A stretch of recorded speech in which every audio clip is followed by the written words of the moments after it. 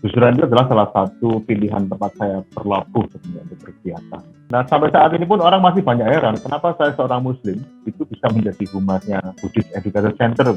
Dari kecil saya udah lihat orang tua. Jadi warisan yang terbaik itu sebetulnya datang dari orang tua untuk anaknya.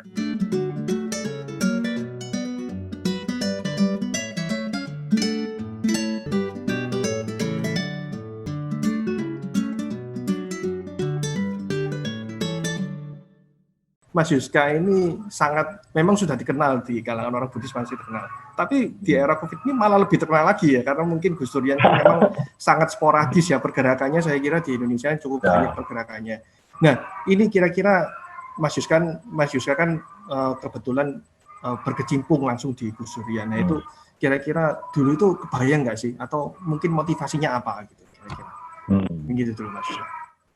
Oke, terima kasih Gondo dan juga kawan-kawan di Young Buddhis ya dan Badak Wasifar. Sebelumnya saya ucapkan terima kasih nih sudah dimasukkan. Mungkin saya tidak banyak orang yang terpilih bisa berbicara di forum ini sama seperti forum-forum yang lainnya. Jadi saya akan berusaha menata apa yang saya sampaikan dan semoga bermanfaat. Gitu ya. Pertama bahwa sebetulnya saya ceritakan aja tentang Gus Durian ini. Gus Durian itu adalah salah satu pilihan tempat saya berlabuh sebenarnya untuk berkegiatan. Jadi kalau untuk isu-isu toleransi, sebelumnya saya juga pernah aktif di beberapa organisasi yang sebenarnya serupa. Ada Institut Studi Universal, ada beberapa kelompok IKOI, tapi pada intinya semuanya itu adalah gerakan kemanusiaan. Ada ya gerakan yang berbasis pada pembelaan terhadap hak asasi manusia, ada juga pada sifatnya kampanye tentang toleransi. Nah, salah satu hal yang mendorong saya untuk bisa aktif di gerakan seperti ini, itu adalah sebenarnya prosesnya sejarahnya sangat panjang. Jadi saya aktif itu sejak zaman Orde Baru sebenarnya. Orde Baru itu kondisinya juga sangat parah menurut saya karena terjadi banyak pelanggaran HAM dan di mana pada saat itu kesetaraan tidak dibangun secara sebagaimana mestinya. Nah, saya berpikir bahwa bangsa kita ini adalah bangsa yang sangat kaya. Jadi, kaya suku, kaya bahasa, kaya perbedaan agama, dan segala macam. Tapi, oleh sebagian orang, perbedaan-perbedaan itu dijadikan sebagai sebuah kelemahan. Padahal menurut saya itu adalah salah satu kekayaan yang membedakan bangsa kita dengan bangsa lain. Mana ada sih bangsa lain yang mempunyai kekayaan hampir 2000 lebih bahasa atau beberapa agama, baik yang agama formil maupun agama tradisi. Hampir semua karakter agama di seluruh dunia itu ada di Indonesia. Bahkan beberapa agama itu sudah membaur dengan adat istiadat di Indonesia. Jadi di Bali itu dengan Hindu Balinya itu sudah jelas sangat beda dengan Hindu India. Atau di agama Buddha yang ada kelompok Budayana yang hanya ada di Indonesia juga. Di negara lain mungkin tidak ada konsep seperti Budayana itu. Atau Islam dengan NU-nya yang saat ini juga menjadi percontohan dari beberapa negara Islam di luar Indonesia. Nah, ini adalah kekayaan yang semestinya bisa dikelola dengan baik. Kekayaan ini harus didasari bahwa menjadi sebuah modal bagi kita untuk maju. Nah, ketika banyak konflik dikarenakan masalah perbedaan agama, disitulah saya kemudian merasa saya tergerak untuk bisa melakukan mengikis hal-hal tersebut sebisa yang saya mampu. Nah, kebetulan saya punya beberapa tokoh yang bisa saya jadikan panutan sebenarnya. Ada beberapa orang.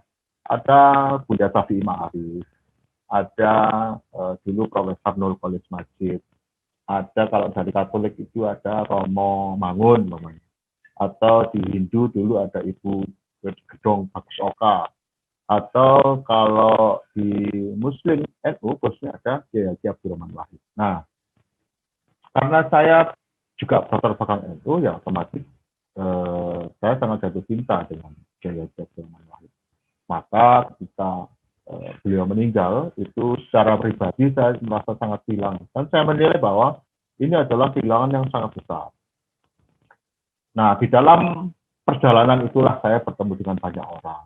Dan banyak peristiwa, banyak pemikiran-pemikiran yang banyak yang kemudian menjadi dasar berpikir saya kenapa saya harus melibatkan diri dalam peristiwa itu.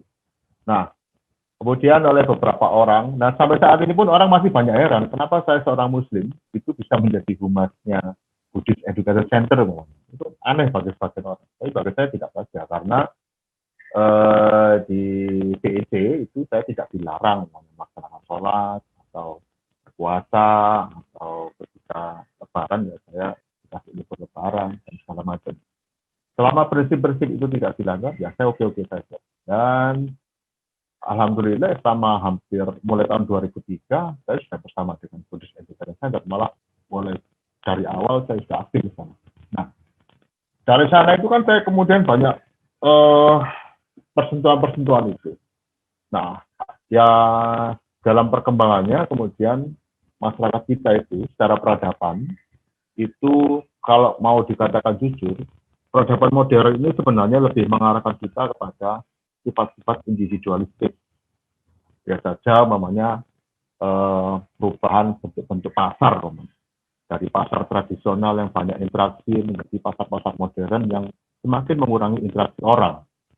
Jadi namanya kalau di pasar tradisional itu, saya sebagai orang Muslim Jawa itu saya bisa berinteraksi dengan orang jual ikan pindang, orang Madura, atau saya ke toko elektronik di mana orang jual barang elektronik, orang-orang Tionghoa yang elektronik, atau orang Padang yang jualan, banyak interaksi di sana. Tetapi pasar-pasar modern itu membuat kita semakin jauh dari interaksi. Satu bulan setiap hari saya ke Alfamart atau Indomaret umumnya, saya hanya kenal dengan kasirnya saja, itu pun tidak wani kenalan kan gitu. Nah itu yang terus kemudian bentuk-bentuk perumahan modern. Perumahan modern itu semakin menjadi impian generasi muda. Setiap generasi muda pasti punya keinginan punya rumah di model-model Geraha Family atau Bukit Mas. Tetapi yang tidak disadari orang adalah bentuk-bentuk perumahan modern itu juga mengurangi proses interaksi. Jadi setiap rumah dengan tetangga itu kadang-kadang sudah semakin individual. Itu beda kalau mau dengan kondisi rumah-rumah di Surabaya Utara umumnya. Kalau kita lihat Kapasan, daerah itu kan orang Madura, Tionghoa, Arab itu jadi satu, masyarakat bareng itu kan kalau kamu lama biasanya begitu. Tapi di sana ada interaksi. Nah, artinya bahwa peradaban modern kita selain masalah-masalah politis dan lain-lain, itu secara sosial itu juga mengarah kepada individualistis. Nah, ini sangat bahaya bagi apa? Seharusnya negara hadir itu ketika membangun negara itu membangun suatu kawasan itu harus juga memperhatikan masalah kebudayaan, kultur namanya. Namanya kultur itu harus diperhatikan juga ruang-ruang perjumpaannya itu bagaimana. Nah, artinya bahwa ini harus tetap didorong. Harus ada orang-orang yang terus mengawal agar semakin banyak, agar tetap orang-orang bisa saling bertemu, saling berinteraksi, saling peduli, dan lain-lain. Ini dibutuhkan banyak gerak. Jadi selain kita tetap mendorong supaya negara memfasilitasi hal seperti itu, kita sebagai pribadi juga harus mendorong seperti itu. Dan itu bisa dilakukan dengan banyak hal, maunya di kampung lah, maunya Pak Udi di kampungnya mau jadi RT, kemudian dia sering, ayo Rek, kita setiap masalah bikin model rembuk desa, hal seperti itu hal yang kecil sebenarnya. Nah, itulah yang membuat kemudian saya terus merasa bahwa saya pertama sebagai pribadi saya harus terbuka dengan siapa saja.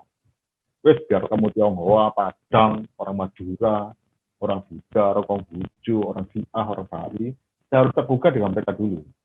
Nah, artinya bahwa saya harus banyak berinteraksi dan banyak bergaul dengan orang agar saya semakin mengenal. Di banyak organisasi itu saya menemukanlah kesempatan-kesempatan itu, atau minimal saya akan membuat kesempatan itu. Semakin orang bertemu, semakin banyak orang berinteraksi, semakin banyak orang peduli, itu akan membuat negara kita akan semakin beradab kalau dalam istilah saya itu. Jadi peradaban yang modern itu peradabannya maju itu tidak harus semuanya menjadi modern. Jadi hal-hal yang tradisional, hal-hal yang lama itu jangan ditinggal, karena di sanalah sebenarnya yang menjaga kita itu tetap ada sebagai sebuah bangsa. Nah, itu yang membuat motivasi saya tetap aktif di gerakan-gerakan itu, baik di Gus Durian, di DEC, di manapun, itu akan selalu saya lakukan. Seperti itu, Mas. Ya, baik. Ya, Hmm. jadi yang saya tangkap tadi mempertahankan kultur itu ya. Jadi kemauan untuk itu ya. Oke, sekarang saya beralih ke Koko Hudi. Pak Hudi. Ya, Pak Hudi gini, saya tadi waktu sempat melihat perkenalan tadi Pak Hudi ya. Jadi mungkin selain nanti Pak Hudi menjelaskan kegiatannya sosial, jadi sebelum era pandemi COVID ini sampai yang sudah berjalan ini, kira-kira tipsnya untuk mengajak keluarga dan anak istri itu untuk ikut kegiatan sosial itu apa sih? Nah itu, silakan Pak Hudi. Oh, oke. Ya, selamat malam semua ya. Terutama Mas Yuska juga, tadi saya dengar, wah luar biasa. Selamat malam. Sahabat guru saya kok. Oke, jadi begini, yang tadi yang sesuai sudah ditanyakan oleh Gondo, apa motivasi selama pandemik ini, kok kita bisa meyakinkan ya, terutama lagi apa kita katakan keluarga. Mungkin di banyak pihak, dengan pandemik ini banyak orang kadang-kadang terlalu sampai takut ya, jadi kadang-kadang keluarga semuanya segala kegiatan atau apa tidak dibenarkan atau apa. Memang betul, kalau pandemik ini, corona ini di mata masyarakat kita ini sebetulnya semuanya sama. Ya, jadi siapapun dalam kondisi yang posisi saat ini, siapapun bisa tertular. Ya, mau dia orang kaya, orang yang mungkin kurang beruntung, atau orang yang dia berpendidikan tinggi, atau mungkin bahkan dia tidak sekolah.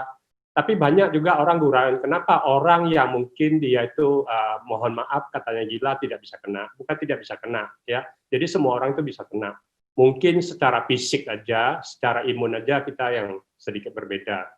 Nah, tapi bukan berarti dalam kondisi pandemik seperti kayak gini kita akhirnya semuanya itu duduk di rumah termenung. Ada yang sebagian orang menjadi dia tuh betul-betul menjadi seperti kayak kita katakan stres, ya. Jadi dia nggak bisa berbuat apa-apa. Nah, sejak itu saya coba untuk bangkit, ya. Jadi waktu akhir dari bulan Maret, kebetulan saya dapat satu WA yang membuat saya betul-betul saya juga kaget, yaitu adalah seorang teman baik juga, ya mungkin semua orang juga pernah kenal beliau, ya. Mendadak dikatakan meninggal, dikatakan apa.